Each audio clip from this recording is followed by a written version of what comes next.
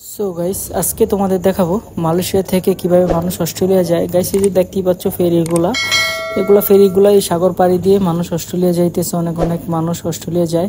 আর সাগরটা এই যে দেখতে পাচ্ছ যে দ্বীপ আছে, আর সামনে আমি যাব দেখি কি অবস্থা। আর অনেক লোকজন উঠতেছে ফেরিতে। গাইস যে দেখতেই পাচ্ছেন সামনে অনেক লোকজন উঠতেছে। A few moments later. Hello guys, welcome to my channel রাজা বিশাল। আশা করি তোমরা সবাই ভালো আছো, আমিও ভালো আছি। গাইস আজকে দেখাবো মালয়েশিয়া থেকে কিভাবে ফেরি দিয়া মানুষ বড় বড় কান্ট্রিতে যায় বা অস্ট্রেলিয়া যায়। ঠিক আছে গাইস, দেখতে থাকো। এই যে গাইস এই যে দেখতেই পাচ্ছেন এই যে এই ফেরিটা মানে অনেক লোক বাঙালি ভাই বা অনেক এদেশি লোক, ঠিক আছে, তো অস্ট্রেলিয়া যাওয়ার জন্য পাড়ি দিতেছে। আর এই সামনে কত সুন্দর গাইস দেখতেই পাচ্ছেন সাগর।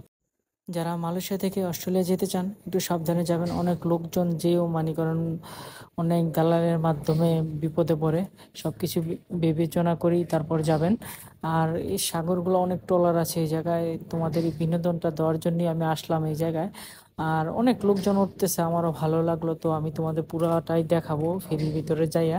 হ্যাঁ গাইস, দেখতে থাকো। আর আমি যাবো এটা ফেরিটার ভিতরে উঠবো, উঠে দেখবো কত লোকজন এই জায়গায়। মানে অনেক লোক নেই গাইস এই জায়গায়, বাট অনেক সময় ফেরি কিন্তু ডুবেও যায়।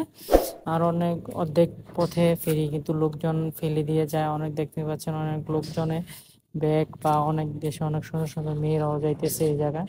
তো আমিও যাব, দেখি আর সামনে কি আছে।